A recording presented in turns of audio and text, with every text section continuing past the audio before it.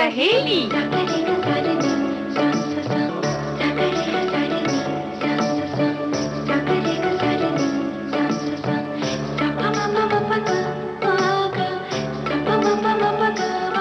सखी सहेली।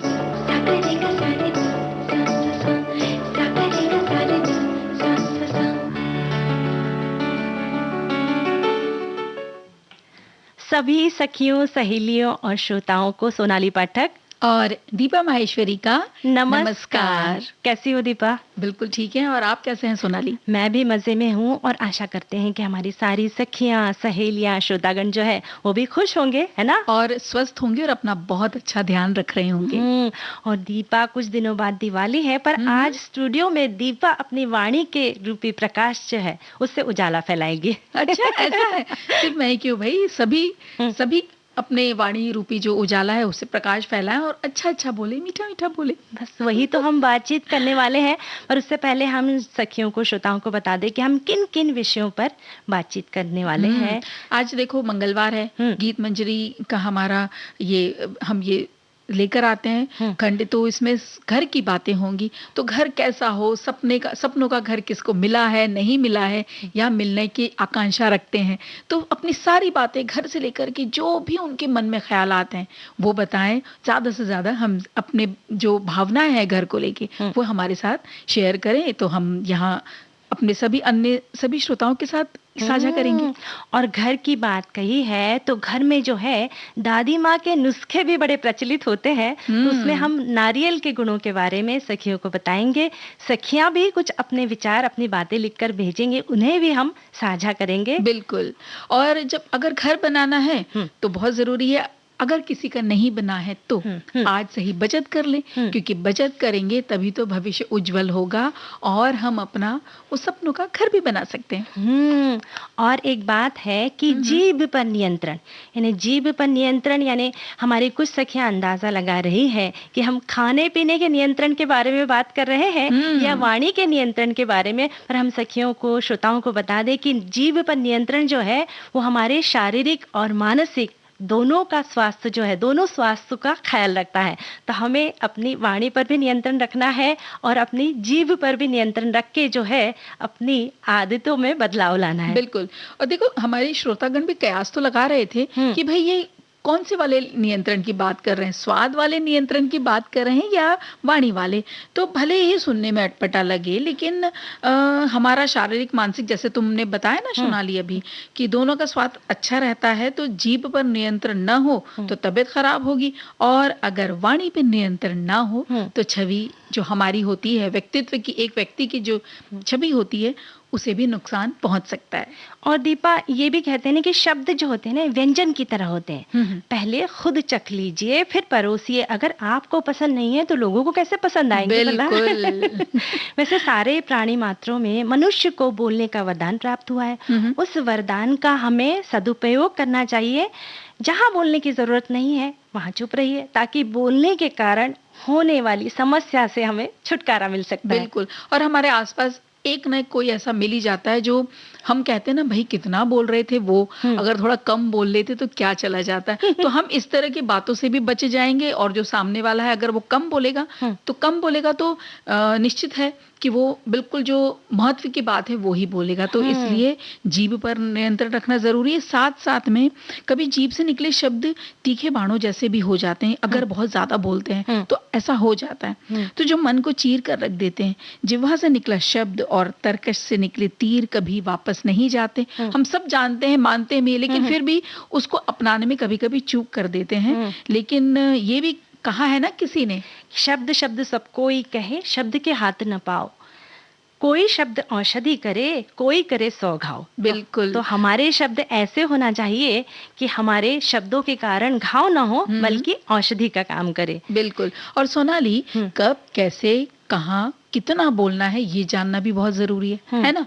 अगर बहुत खुशी का मौका है उस वक्त उस खुशी में शामिल भी हो सकते हैं। उस वक्त थोड़ा शोर शराबा, हल्ला गुल्ला कर लिया, थोड़ा ज्यादा भी बोल लिया तो चलता है।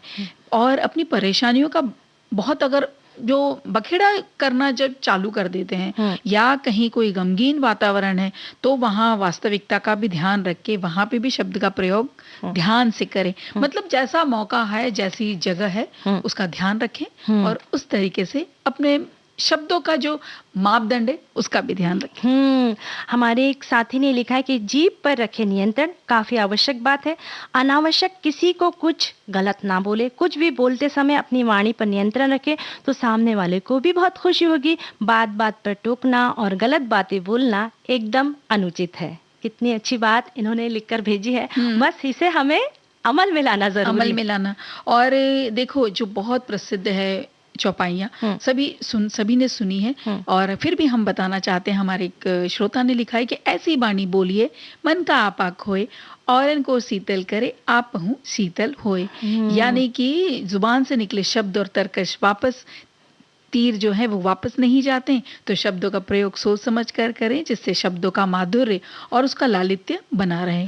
तो बिल्कुल सही बात है कि अगर हम कम बोलेंगे तो महत्व का बोलेंगे तो उसकी सुंदरता बनी रहेगी। और हमारे साथी ने एक और बात ये भी लिखी है, जिह्वा पर हम 2 तरह से नियंत्रण रखें तो अत्यंत लाभकारी होगा।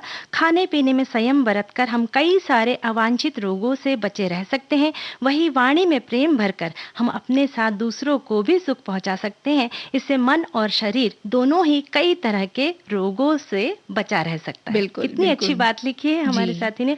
और दीपा, हमारे बोलने से हमारे और सामने वाले दोनों के मानसिक स्वास्थ्य जो है उस पर प्रभाव पड़ता है। ये तो मानसिक स्वास्थ्य की बात थी चली, पर अच्छे शारीरिक स्वास्थ्य के लिए भी जीभ पर नियंत्रण होना बहुत जरूरी है। और देखो ना, कुछ ही दिनों के बाद दीपावली त्योहार आने वाला है, तो जीभ पर नियंत्रण रखेंगे। ऐसा नहीं है कि भाई खाना तो है, खाएंगे जरूर, सारे व्यंजन बनेंगे तो उसका आनंद तो लेना ही है, लेकिन सीमित मात्रा में उसका सेवन करना है हमें, ताकि स्वास्थ्य संबंधी कोई भी दिक्कत ना आए और हम अपने त्योहार को खूब अच्छे से आनंद पूर्वक उसको मनाएं और जितनी ज्यादा से ज्यादा हो सके खुशियां बांटें।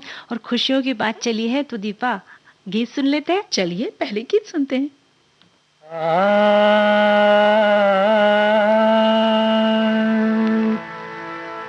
बहुत शुक्रिया,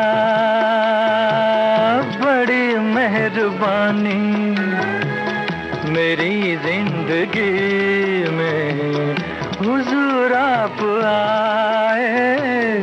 कदम चूम लूं या के आंखें बिछा दूं, करूं क्या ये मेरी समझ में ना आए। बहुत शुक्रिया।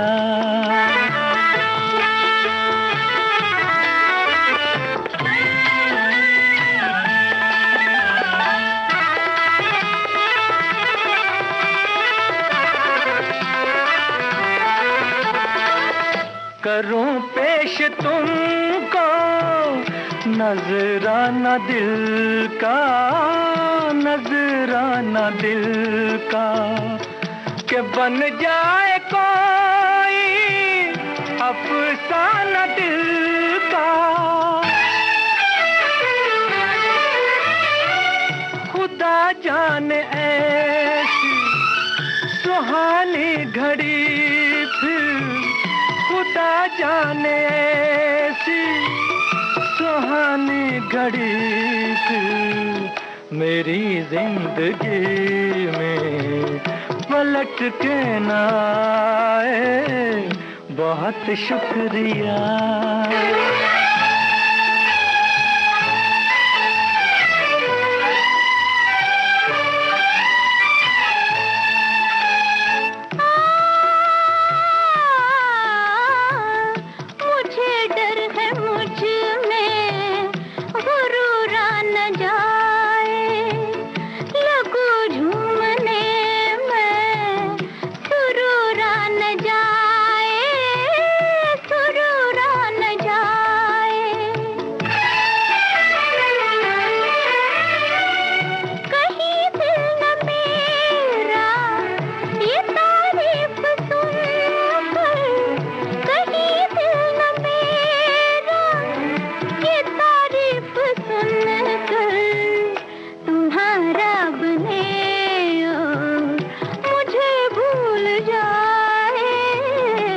बहुत शुक्रिया, बड़ी मेहरबानी, मेरी जिंदगी में हुजूर आप आए, कदम चूम लूं या के आंखें बिछा दूं, करूं क्या ये मेरी समझ में ना आए, बहुत शुक्रिया।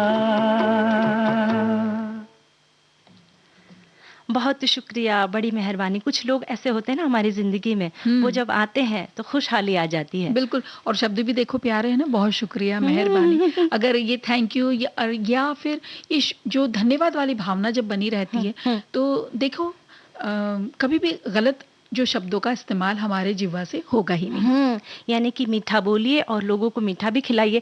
वैसे अभी जो है ना दिवाली का मौसम आने वाला, बहुत सारी मिठाइयाँ बनेगी और हम लोगों को मिठाई खिलाते। बस एक बात का हमें ख्याल रखना है दीपा, कि बहुत ज्यादा ना किसी को जोर जबरदस्ती ना करें। कभी कभी ऐसा होता है ना कि किसी को परहेज है मीठे से, किसी की डॉक्टर ने मना किया है, तो हम लोग जबरदस्ती नहीं, इतने से क्या होगा, पर नहीं, उनकी तबीयत बिगड़ सकती है। तो इस दिवाली हमें इस बात का ख्याल रख सकते हैं। बिल्कुल रखना भी चाहिए, बहुत जरूरी है। और कुछ लोग वजन कम करने के लिए एकदम से पूरा खाना पीना छोड़ देते हैं और थोड़े दिन बाद जब फिर से नॉर्मल खाना खाने लगते हैं तो फिर से वजन जो है बढ़ जाता है। इसलिए जो है ना हमारा जो है वो बैलेंस डाइट यानी समतोल आहार रखे तो फिर है ना हम स्वस्थ जीवन जी सकते हैं। बिल्कुल। और त्योहारों के जैसे दिन अभी तो झड़ी लगने वाली है, तो अगर बहुत ही आपको पसंद है कि हमें नहीं हम रह सकते, हमको ये तरह तरह के पकवान खाना है, ज्यादा मीठा खाने का मन करता है, तो दिन के समय मीठा खाइए। उस वक्त आप थोड़ा भारी जो भोजन है वो भी खा सकते हैं, सीमित मात्रा में लेकिन खाइए। और रात को अपने यहाँ पर आपको अपने जीभ पर नियंत्रण रखना है और ध्यान रखना है कि आप क्या खा रहे हैं, क्योंकि रात को जो हमारा चयापचय क्रिया यानी मेटाबॉलिज्म होता है ना, वो थोड़ा धीमा हो जाता है। तब जो भी भारी खाना खाते हैं वो सीधे वसा में परिवर्तित हो जाती है, यानी फैट बनता है। तो आप खाइए, जो खाना चाहते हैं आप खाइए, लेकिन उसकी जो मात्रा है उसका ध्यान रखिए, और किस वक्त दिन के कौन से घड़ी में खा रहे हैं उसका ध्यान रखिए। बिल्कुल। और हमारे साथी ने एक बहुत अच्छी बात लिखकर भेजी है, कहते हैं कबीरदास जी का दोहा है, जिभ्या जिन बस में करी तिन बस कियो जहान, नहीं तो अवगुण उपजे कहीं सब संत सुजान। अर्थात जिन्होंने अपनी जिह्वा को वश में कर लिया, समझो सारे संसार को अपने वश में कर लिया, क्योंकि जिसकी जिह्वा वश में नहीं है उसके अंदर अनेकों अवगुण उत्पन्न हो जाते हैं। बिल्कुल। और इसी तरह देखो हमारी एक और श्रोता लिखती है कि कटे का घाव भर जाता है, लेकिन किसी के कटु बोले गए शब्दों के घाव कभी नहीं भरते हैं। यानी कि जब भी किसी से बोले, चाहे किसी से भी तकरार ही क्यों ना हो रही हो, वाणी पर संयम अवश्य रखें।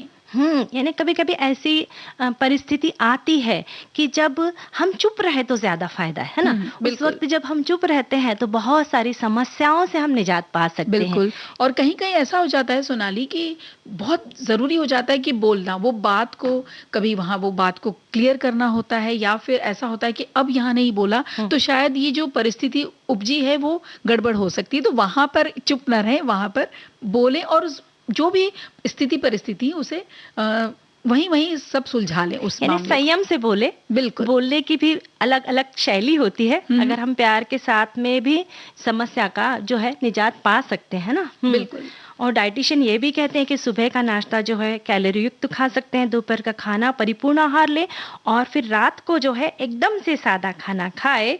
और सबसे महत्वपूर्ण बात है कि तीनों ही भोजन में जीभ पर नियंत्रण रखना जरूरी है। यानी कि सोनाली तो आज छोड़ेगी नहीं। देखिए हम सबको ये बिल्कुल बार बार सिखा रही है कि कितना भी खा लो लेकिन समय का ध्यान बिल्कुल रखो। और हम भी ध्यान रखते हैं भाई कि एक गीत सुन लेते।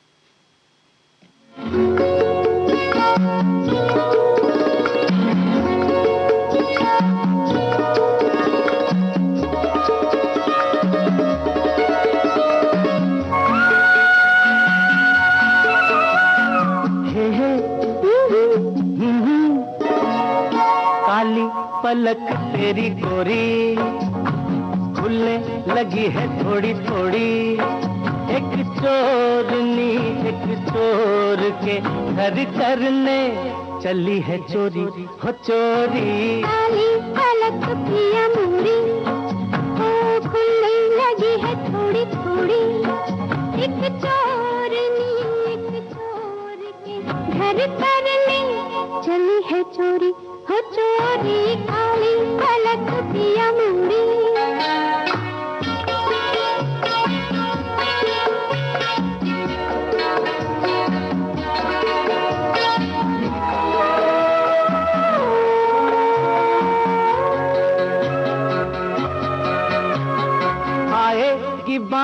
के पायल तू होठ दबाए बदन को चुराए, नाजुक कमर से लगाए अदा की कटारी जालिमा, तेरे की धीरे धीरे तू मेरे गले पर ये बाहों के खंजर, जाए कि दिल मेरा लेकर समझ के अनाड़ी बालमा, रोज रात को यूं बांधेगी लटों की डोरी, हो डोरी काली पलक तेरी गोरी।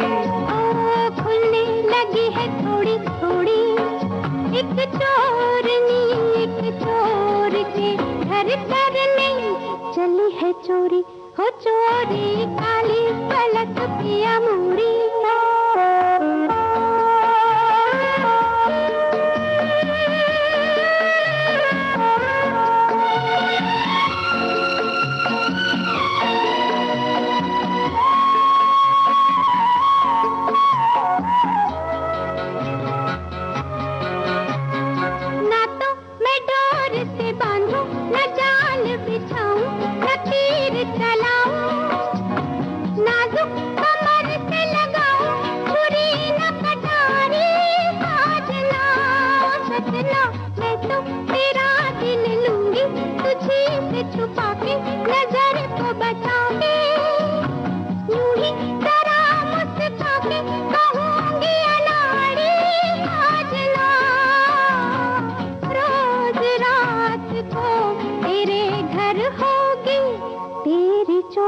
हो चोरी काली पलक पिया मोरी। ओ खुलने लगी है थोड़ी थोड़ी एक चोरनी, एक चोर के घर करने चली है चोरी, हो चोरी काली पलक तेरी गोरी।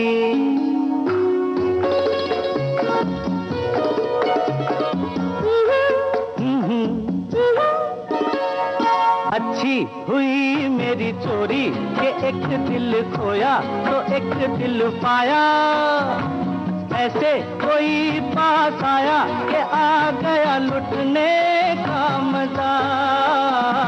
अच्छी तेरी मेरी जोड़ी के लुट गए दोनों, तो बस गए दोनों, हंस के लिपट गए दोनों, हुआ जब वादा प्यार था, रोज रात को मिलेंगे चंदा और चकोरी चकोरी काली पलक तेरी गोरी, खुलने लगी है थोड़ी थोड़ी एक चोरनी, एक चोर के घर करने चली है चोरी।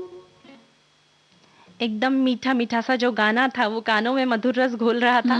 जैसे मीठे की बात चलती है तो हमारी जिंदगी में मिठास घुली रहे, इसलिए हमें बचत करके अपना भविष्य संवारना चाहिए। बिल्कुल, क्योंकि कहते ना कि उतने ही पैर फैलाओ जितनी चादर है। अगर ये मूल मंत्र याद रखे तो हमें किसी के सामने हाथ फैलाने की जरूरत नहीं पड़ती है ना। बिल्कुल बिल्कुल बिल्कुल सही कहा। और देखो हमारी एक श्रोता लिखती हैं कि मध्यम वर्गीय परिवार के लिए बचत बहुत अमूल्य है, जरूरी है और होना भी चाहिए। कभी कभी भविष्य के लिए बचत करते करते लोग अपना वर्तमान बिगाड़ लेते हैं, लेकिन बचत करना किसी की देखा देखी नहीं और ऐसा नहीं हो और अनाप शनाप खर्चे भी करने से बचना चाहिए। छोटी सी रकम से बचत की शुरुआत करना चाहिए और परिवार के सभी लोगों का इसमें सहयोग हो। और सिर्फ पैसे की ही नहीं, बिजली, ईंधन, सभी मतलब पानी वगैरह, उन्होंने सभी की बारे में बात लिखी कि सभी की बचत होना हमारे जीवन में आवश्यक है। भारत में प्राचीन काल से ही बचत करना अच्छी आदतों में से एक माना जाता है। ये सत्य भी है क्योंकि आज करी गई बचत भविष्य में हमारे काम अवश्य आती है। बचत छोटी भी हो सकती है और बड़ी भी, परंतु बचत करनी अवश्य चाहिए। अधिकतर लोगों को बचत सिर्फ धन से संबंधित मानते हैं, परंतु ऐसा नहीं। बचत धन की भी होती है और प्राकृतिक संसाधनों की भी होती है। हम सबका यही दायित्व है कि हम सभी हमारे देश के प्राकृतिक संसाधनों का अनुचित उपयोग ना करें। कितनी अच्छी बात लिखकर, बहुत प्यारा सा संदेश है ये। जी, इसको हमें अपने जीवन में अपनाना है, अमल में लाना है। और इसी तरह से देखो एक और संदेश आया हुआ है। ये कहते हैं कि बचत भविष्य संवारता है और बूंद बूंद से घड़ा भरता है। बच्चों को बचपन से ही बचत की अहमियत बताएं और उन्हें फिजूल खर्ची से दूर रखने की बात समझाएं। हम स्वयं भी हर महीने अपनी आय का कुछ हिस्सा बचत खाते में डालें और बचत की आदत पड़ते ही हम बड़ी रकम जोड़ना शुरू कर देंगे। धीरे धीरे इससे हम अपनी आदत बना लेंगे और एक मोटी राशि एकत्र कर लेंगे। बचत करके जमा हुई जो राशि एक मजबूत सहारा होती है और ये आर्थिक सुरक्षा का एहसास कायम रखकर जीवन को आसान बना देती है और हमारे जो बड़े काम आसानी से हो जाते हैं। हमें किसी भी वित्तीय मदद किसी से भी मांगने की तब हमें जरूरत नहीं पड़ती। क्या बात है, बहुत अच्छी बात इन्होंने लिखकर भेजी। और एक साथी ये भी लिखते हैं कि बचत करे भविष्य संवारे, बूंद बूंद से सागर भरे की कहावत के अनुसार यदि छोटी छोटी राशि हम मासिक आय में से एक तरफ निकाल कर रखें तो निकट भविष्य में संभावित खर्चों का सरलता से निपटारा हो जाता है। अपना अनुभव साझा हूँ कि बच्चे जब प्राइमरी में पढ़ते थे तब मैंने दोनों के लिए बैंक में 100-100 रुपए की रिकरिंग खुलवा ली। मार्च में एडमिशन के लिए एक अच्छी राशि मिल गई और काम बन गया। वर्तमान में पोती के जन्म लेते ही उसके नाम से एक राशि हर महीने जमा करनी शुरू की है। इसका फायदा यह हुआ है कि इस वर्ष उसके एडमिशन के लिए आज के हिसाब से स्कूल के भारी फीस का एक बोझा बेटा बहू पर ना पड़े। ऐसे प्रयोग आप भी कर सकते हैं। बहुत अच्छी बात है, प्रेरणादायी बात है। ये तो प्रेरणा का संदेश बन गया है कि देखिए हम फिजूल खर्ची ना करके बच्चों के जो है भविष्य को भी उज्जवल बना सकते हैं, है ना। और एक और संदेश है कि बचत तो सब करना चाहते हैं लेकिन इसके लिए कोशिश भी करते हैं और लेकिन बचाया हुआ पैसा कहाँ खर्च हो जाता है पता ही नहीं चलता। और दरअसल पैसों की सोच समझकर खर्च करने के साथ साथ बचत करने के लिए अनुशासन और ईमानदारी की जरूरत होती है। पैसे से जुड़े फैसले लेने से पहले जरूरतों और इच्छाओं में फर्क जानना बहुत जरूरी है। बहुत अच्छी बात इन्होंने लिखकर भेजी है। और दीपा, कुछ ही दिनों बाद दिवाली है और त्योहारों के वक्त कई तरह के ऑफर्स, आकर्षक स्कीम्स बाजार में उपलब्ध होती है और तब हमें जिन चीजों की जरूरत नहीं होती है उन चीजों को खरीदने में हम खुद को रोक नहीं पाते। तो उस समय हमें संयम से काम लेना है कि अगर बहुत सारी ढेर सारी साड़ियां हैं तो फिर हम मोह में ना पड़े कि भाई ठीक है अभी हमने 1 महीने पहले ही खरीदी थी तो जरूरी नहीं कि दिवाली है तो हमें खरीदना ही है। बस उस वक्त थोड़ा हम संयम से काम ले तो बचत भी हो जाएगी और जो है घर वाले भी खुश हो जाएंगे। और देखो ना, जब हमने बहुत अभी कुछ वक्त पहले ही कोरोना महामारी देखी और उस वक्त जिन लोगों की नौकरियां चली गई, कुछ लोगों के व्यापार जो है वो बंद हो गए, तो उस वक्त बचत किए गए रुपए पैसे ने ही हमें सहारा दिया था। तो उन दिनों को भी अगर हम नहीं भूलें तो हम हमेशा सतर्क रहेंगे क्योंकि जब दुख वाले जो दिन बिताए हुए रहते हैं ना, अगर उन्हें हम हमेशा सदा याद रखते हैं तो जब सुख के दिन आते हैं तो वो शिक्षा के रूप में वो वाले दिन हमें काम आते हैं। वो सीख हमें बिल्कुल गांठ मार कर रखना है, बिल्कुल भूलना नहीं कि उन दिनों में किस तरह से बचत करके हम जिए थे। तो आगे भी उसी तरह हमें उस मूल मंत्र को याद रखना है। वैसे दीपा, एक और बात है कि किसी की देखा देखी खरीदारी ना करें। अगर किसी ने नई गाड़ी या कोई अन्य चीजें खरीदी तो जबरदस्ती दिखावे के लिए कोई वस्तुएं ना खरीदे। कोई भी खरीदारी सूझबूझ के साथ करे, मनन चिंतन करे कि क्या सचमुच आपको इन चीजों की जरूरत है या सिर्फ दूसरों को दिखाने के लिए आप खरीदारी कर रहे हैं। इस बात का ध्यान रखना है। और ये भी एक रहता है ना कि भाई बचत करने से एक फायदा और रहता है कि रिटायरमेंट यानी नौकरी निवृत्ति से पहले आप कर्ज मुक्त हो जाते हैं। तो उतना ही कर्ज लें जितना जरूरी है और कर्ज देने वालों की लाइन न लगे आपको आपके आगे। और आपको ये सोचना भी है कि मुझे इसकी जरूरत है या नहीं है। तो छोटी छोटी बचत करने की आदत, जैसे हम पहले भी बात कर चुके हैं, हमारे श्रोताओं ने भी लिखी कि छोटी छोटी बातें की आदत डालें। और आदत तो हमारी एक और चीज की पड़ी हुई है, गाना सुनने की।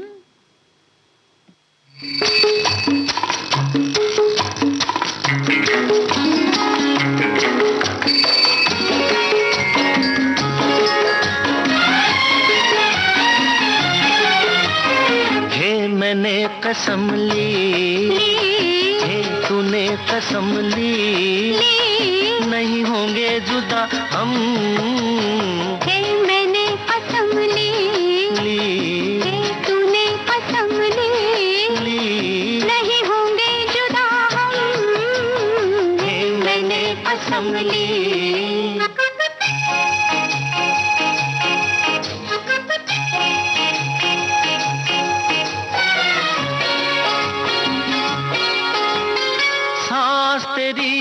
मदिर मदिर जैसे रग रजनीगंधा प्यार तेरा मधुर मधुर चांदनी की गंगा सांस तेरी मदिर मदिर जैसे रजनीगंधा प्यार तेरा मधुर मधुर चांदनी की गंगा नहीं होंगे जुदा नहीं होंगे जुदा नहीं होंगे जुदा हम मैंने कसम ली हे तूने कसम ली नहीं होंगे जुदा हम हे मैंने कसम ली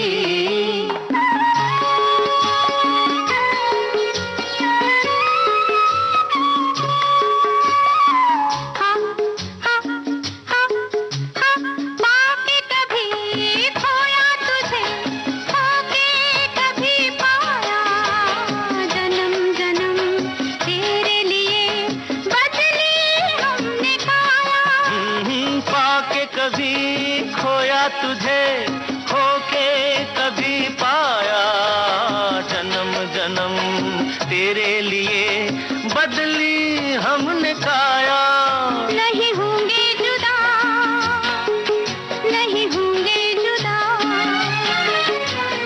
नहीं होंगे जुदा हम मैंने कसम ली हे तूने कसम ली नहीं होंगे कसम ली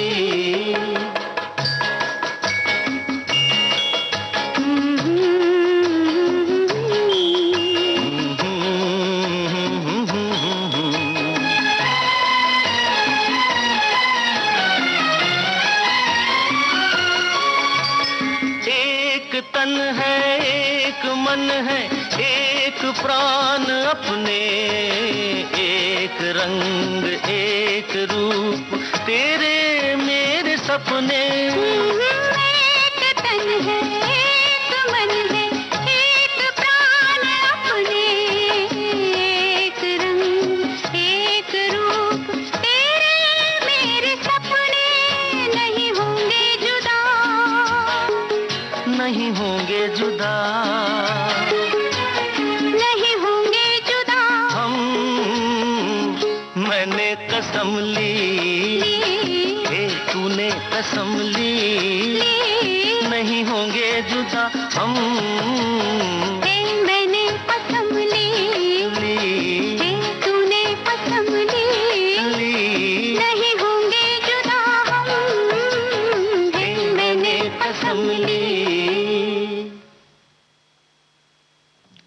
आज हम नारियल के बारे में बातें करने वाले हैं ना। पहले हम कसम लेंगे कि हम जो है बचत करेंगे। अच्छा और घर में जो है दादी माँ के नुस्खे के बारे में जो जानकारी देते हैं, हमारी सखियां देती हैं, हम देते हैं, उसे हम अपनाएंगे, है ना। बिल्कुल।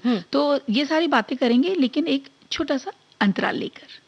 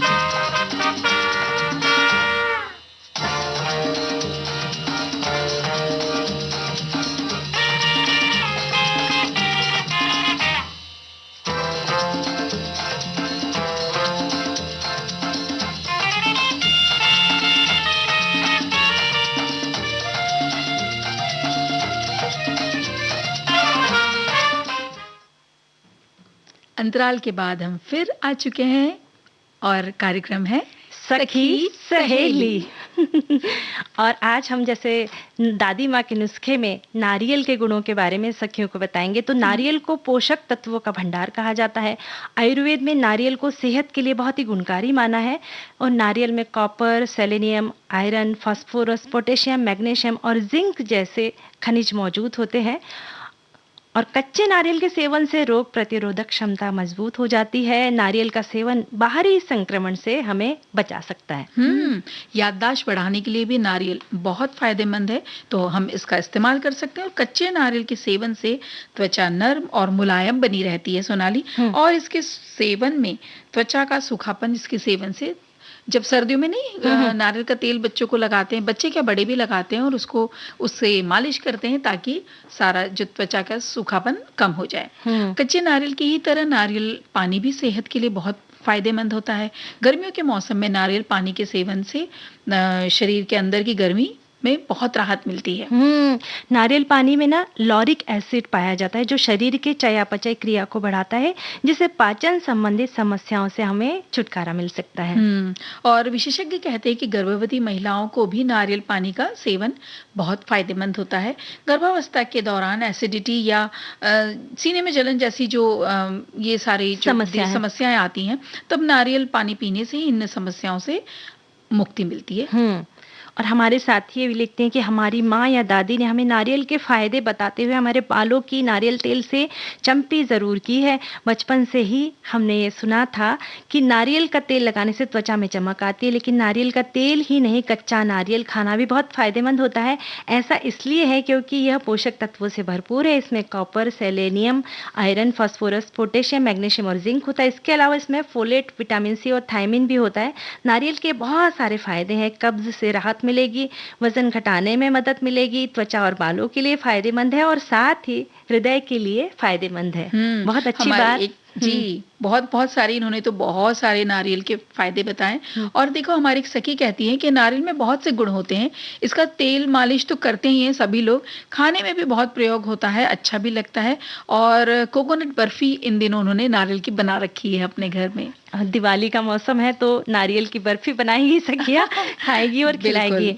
वैसे नारियल तेल के भी बहुत फायदे हैं। नारियल तेल की मालिश जो करते हैं उससे बालों की जड़ें मजबूत होती है, और साथ ही जो है नारियल के तेल लगाने से बालों में जो रूसी की समस्या है ना, उससे भी छुटकारा मिल सकता है।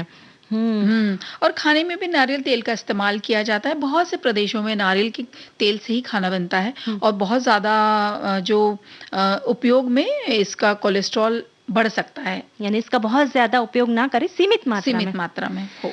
और जिनकी त्वचा जो है ना तेलीय त्वचा होती है, ऑयली होती है, उन्हें ज्यादा देर तक नारियल तेल बालों में लगाकर ना रखें, क्योंकि उससे ना मुंह पर मुहासे आ सकते हैं। और हम तो कहते हैं थोड़ा नारियल के तेल से सफाई वगैरह कर रहे हैं ना, तो अच्छे से मालिश कर लीजिएगा। खाने में भी कुछ नारियल की कोई एक पकवान बना लीजिएगा, और साथ में सुनिए ये गीत।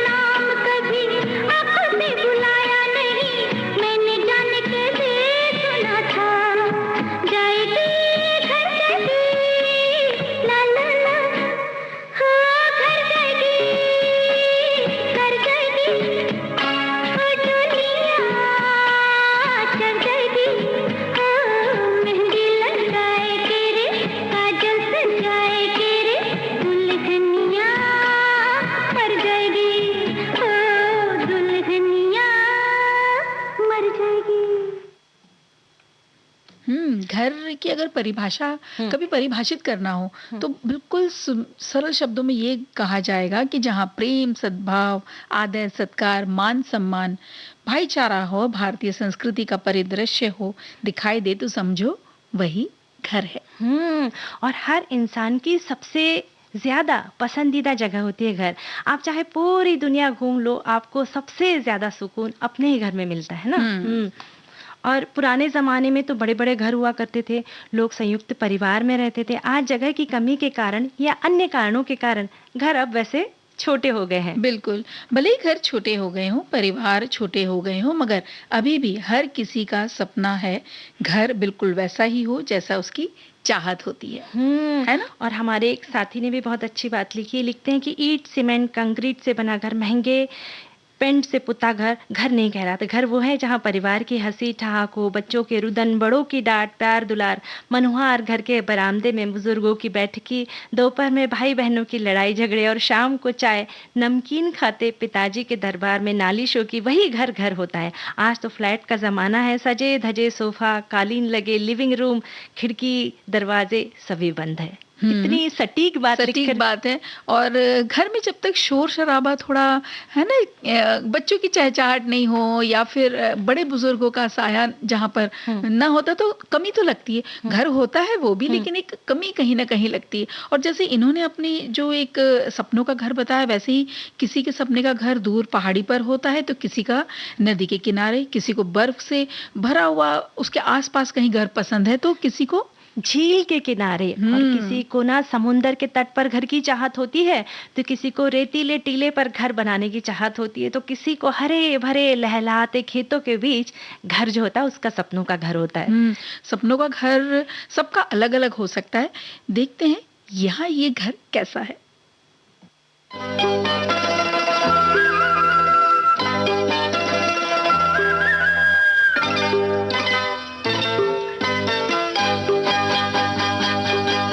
ये तेरा घर ये मेरा घर, किसी को देखना हो घर तो पहले आके मांग ले मेरी नजर तेरी नजर। ये तेरा घर ये मेरा घर, किसी को देखना हो घर तो पहले आके मांग ले मेरी नजर तेरी नजर। ये तेरा घर ये मेरा घर, ये घर बहुत हसीन है, ये घर बहुत हसीन है, ये घर बहुत हसीन है।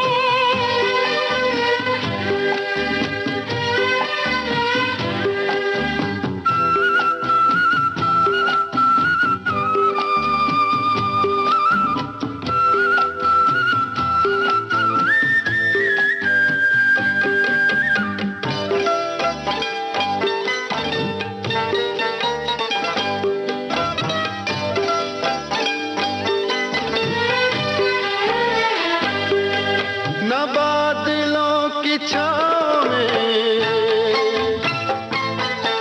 न चांदनी के गाँव में, न फूल जैसे रास्ते बने हैं इसके वास्ते। मगर ये घर अजीब है, जमीन के करीब है, ये ईंट पत्थर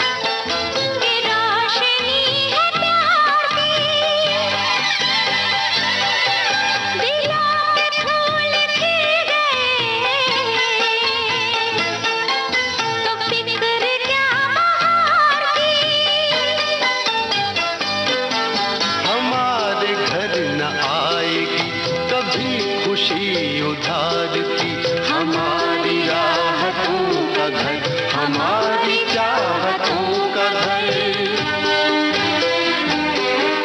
ये तेरा घर, ये मेरा घर, ये घर बहुत हसीन है, ये घर बहुत हसीन है, ये घर बहुत हसीन है।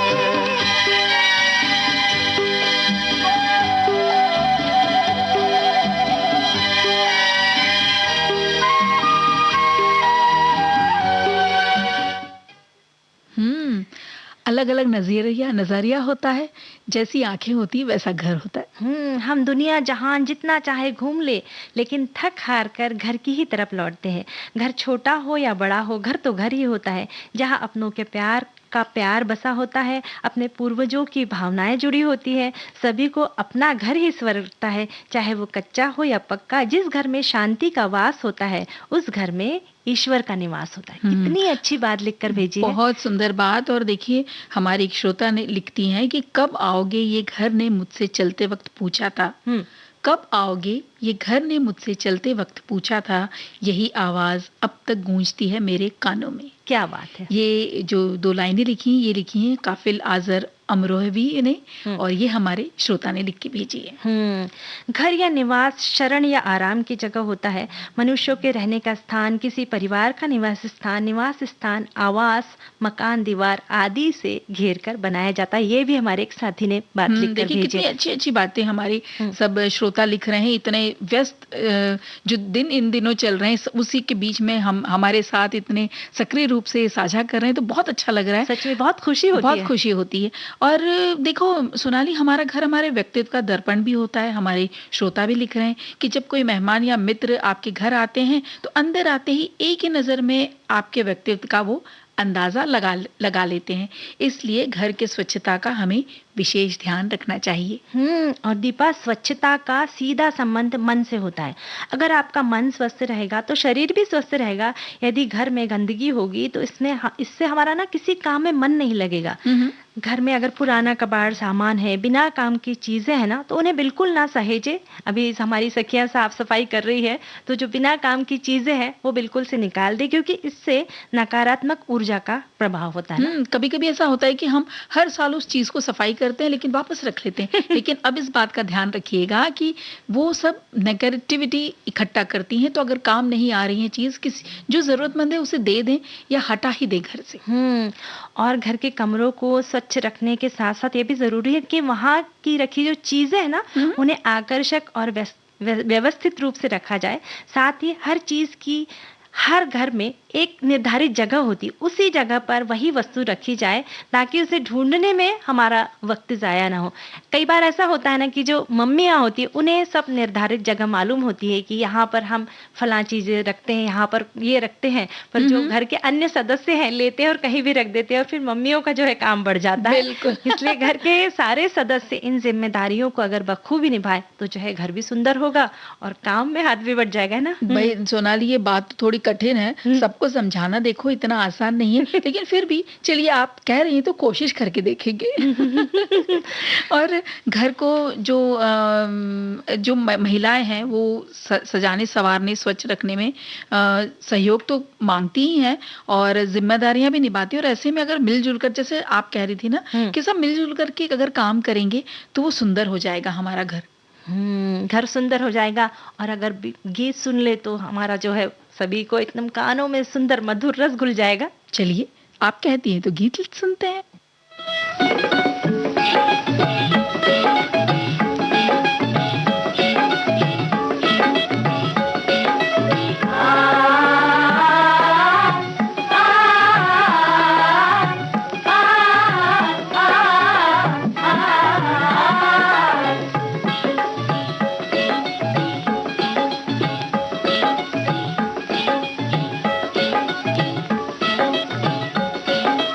घर आया मेरा पर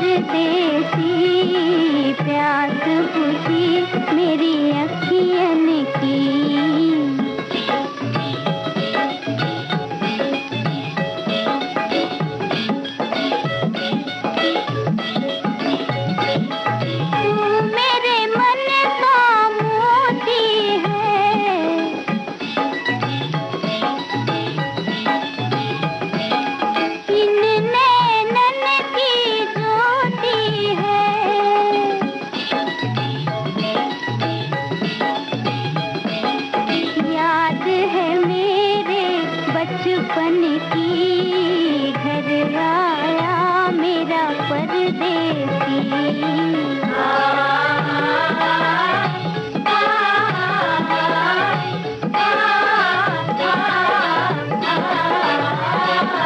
अब दिल तोड़ के मत जाना,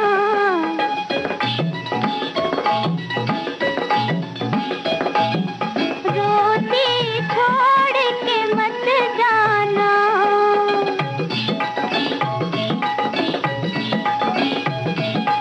कसम तुझे मेरे आंसुअन की घर आया मेरा परदेसी।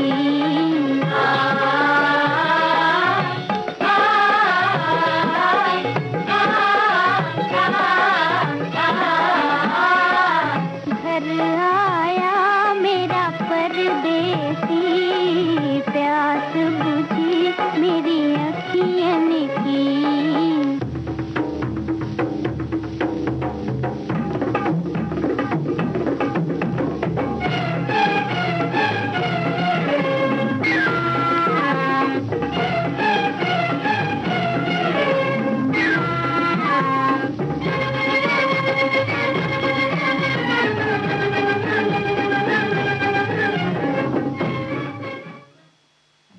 सोनाली, जो कविता आप हमें बता रही थी श्रोता को बताइए ना। घर की बात चली है तो निर्मला पुतूल की कविता हमें याद आती है कि एक सिर्फ कविता न होकर एक नारी के मन का दुख दर्द है। अंदर समेटे पूरा का पूरा घर, मैं बिखरू हूँ पूरे घर में, पर यह घर मेरा नहीं है। बरामदे पर खेलते बच्चे मेरे हैं, घर के बाहर लगी नेम प्लेट मेरे पति की है।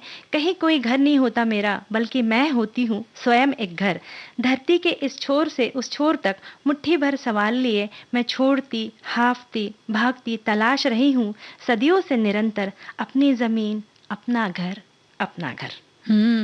देखो ना, इंसान ताउम्र पाई पाई जोड़ता है सोनाली, और खुद का अपना घर हो, और महिलाएं भी उस मकान को घर बनाने में पूरी उम्र दांव पर लगा देती हैं। तो सिर्फ महिलाएं तो करती ही हैं, वो घर बनाती हैं, लेकिन उस घर को लेने में जो हमारे साथी श्रोता हैं, घर के जो पुरुष वर्ग हैं और पूरा परिवार मिलजुल करके एकजुट होता है और कैसे भी बस कोशिश में लगा रहता है कि हमारा एक घर हो जाए।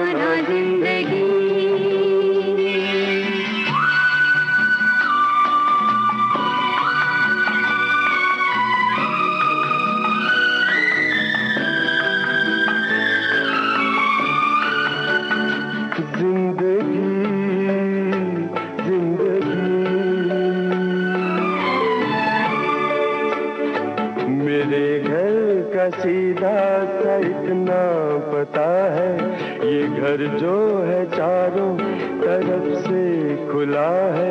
न दस्तक जरूरी न आवाज देना, मेरे घर का दरवाजा कोई नहीं है। है दीवारें गुम और छत भी नहीं है, बड़ी धूप है दो, धूप है दो, तेरे आंचल का साया चुरा के जीना है, जीना जीना जिंदगी, जिंदगी जिंदगी मेरे घर आना, आना जिंदगी।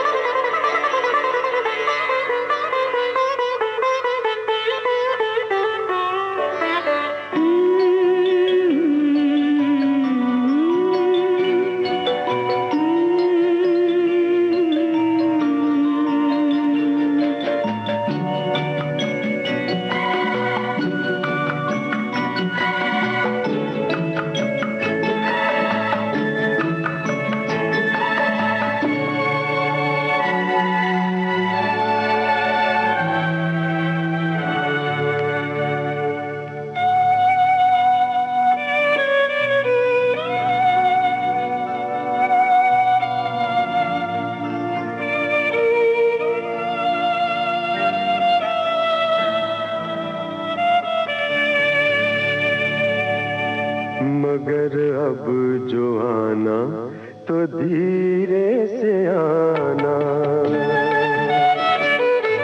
मगर अब जो आना तो धीरे से आना। यहाँ एक शहजादी सोई हुई है, ये परियों के सपनों में खोई हुई है।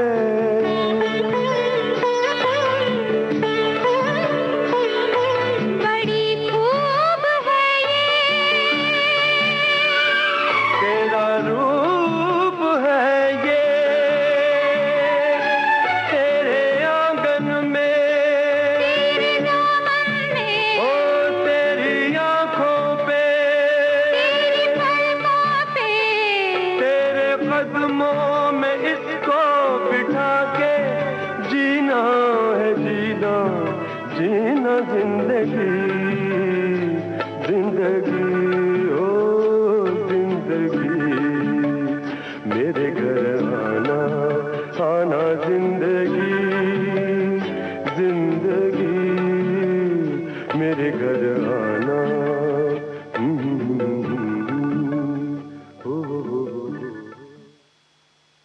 मेरे घर आना जिंदगी। हर किसी के घर में अगर जिंदगी हो तो कितनी खूबसूरत हो जाएगी ना जिंदगी। सिर्फ घर जो है वो मकान ना रह के स्वर्ग सा सुंदर हो जाएगा। और फिर हर दिन और हर रात हमारी दिवाली और बड़े बड़े त्योहारों की तरह हम उस घर में खुशियां मनाएंगे। और अब इजाजत लेने का वक्त आ चुका है, तो आप सभी को सोनाली पाठक और दीपा माहेश्वरी का नमस्कार।